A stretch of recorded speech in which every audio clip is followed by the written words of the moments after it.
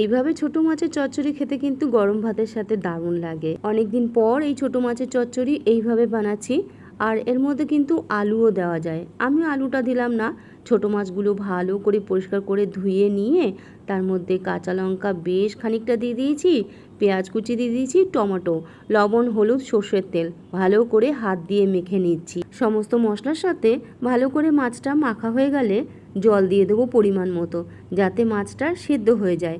এরকম পরিমাণেই জলটা দেব। এবার গ্যাসটা জ্বালিয়ে রান্না করে নেব। আর মাঝে মাঝে খুন্তি দিয়ে এইভাবে নাড়াচাড়া করে দেব। ঝোলটা শুকিয়ে যখন মাখা মাখা হয়ে যাবে তখন এটা নামিয়ে নেব। যারা আলু খেতে পছন্দ করো তারা কুচি কুচি করে কেটে আলুটাও দিয়ে দিতে পারো।